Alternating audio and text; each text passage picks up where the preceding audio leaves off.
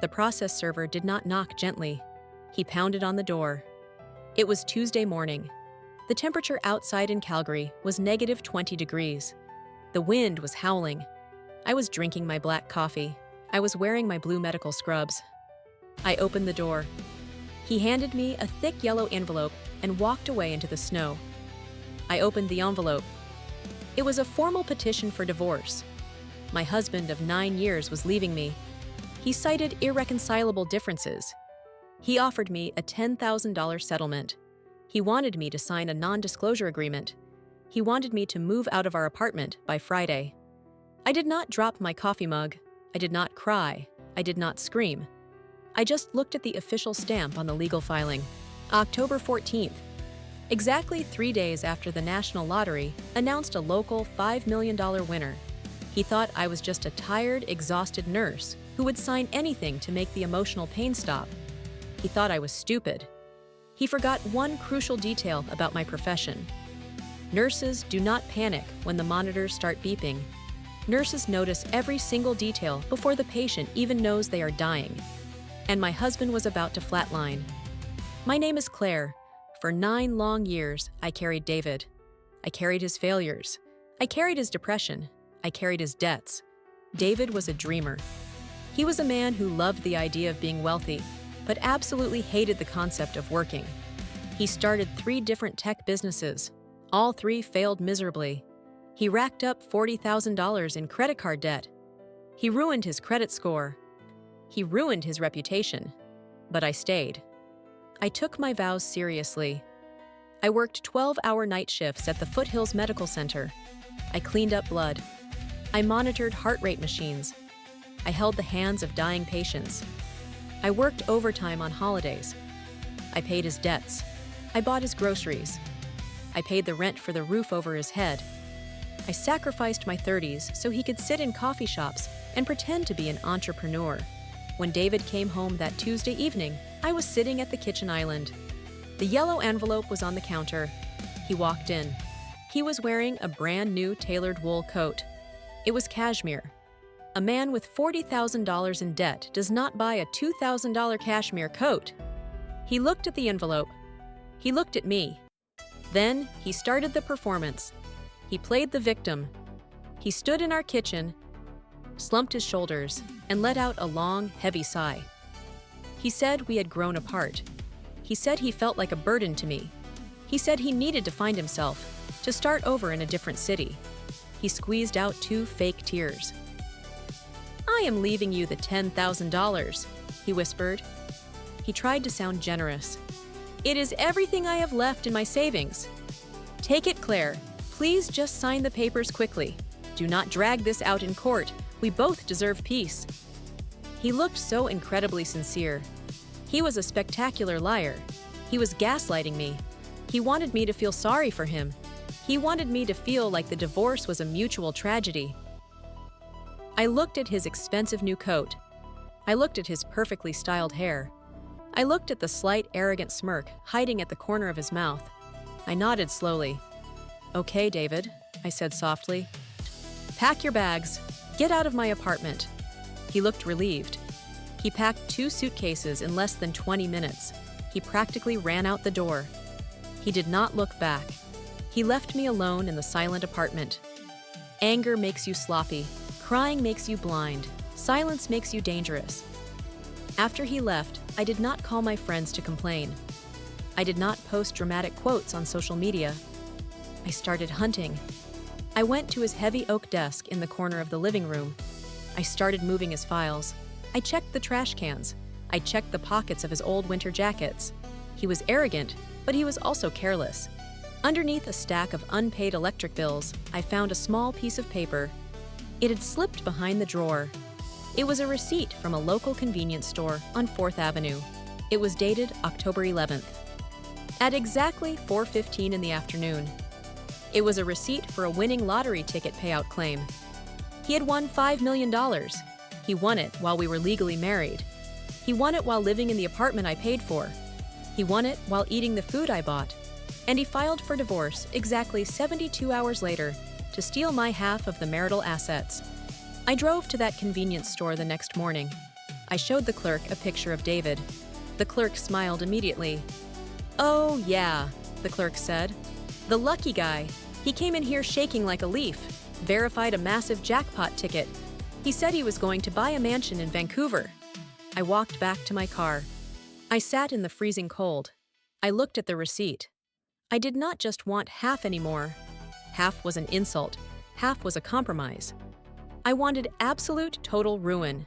I hired the most ruthless, expensive family law attorney in Alberta. Her name was Sarah.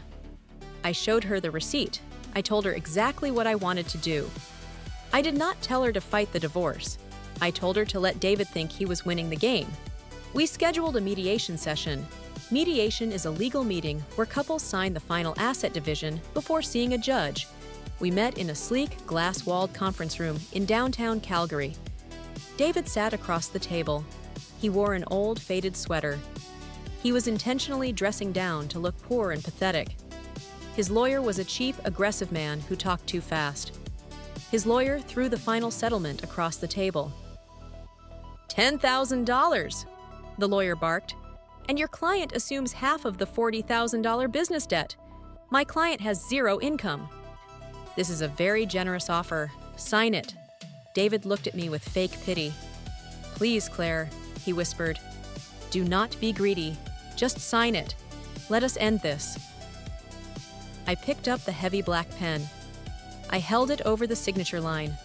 The room was completely silent. I could see David holding his breath. He was seconds away from stealing $5 million. I put the pen down. I reached into my leather bag.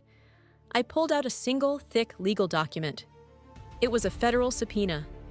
Sarah, my lawyer, slid it smoothly across the glass table. "We are not signing anything," Sarah said. Her voice was like ice. "We are filing a motion for criminal fraud. We subpoenaed the Provincial Lottery Commission yesterday. We tracked the serial number on the claim ticket. We know about the $5 million. The blood drained from David's face instantly. He looked like a ghost. He stopped breathing. His cheap lawyer looked at the subpoena. Then, his lawyer looked at David in absolute horror. David had lied to his own attorney.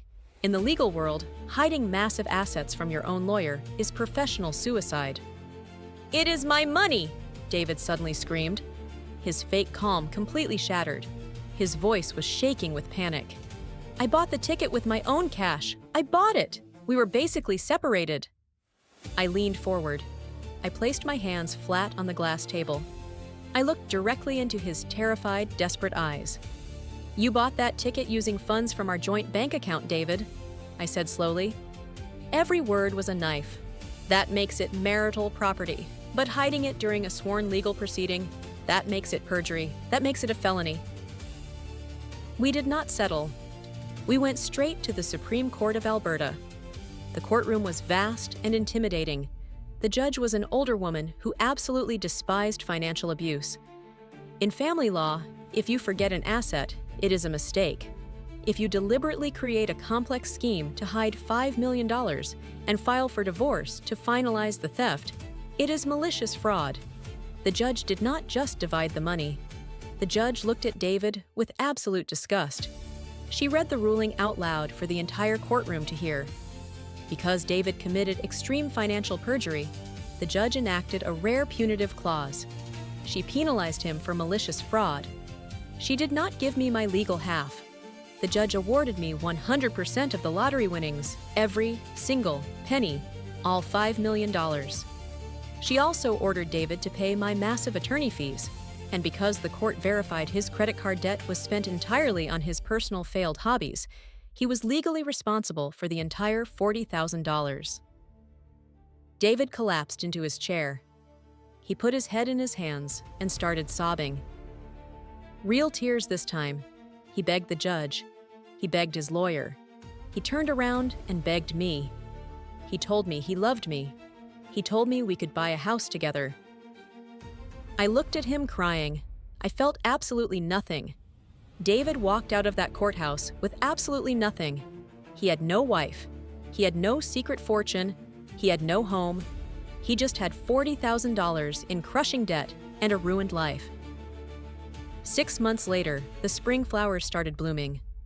I quit my exhausting night shifts at the hospital. I bought a massive, custom-built house overlooking the mountains in Banff. It has heated floors. It has massive glass windows. I sleep 8 hours a night.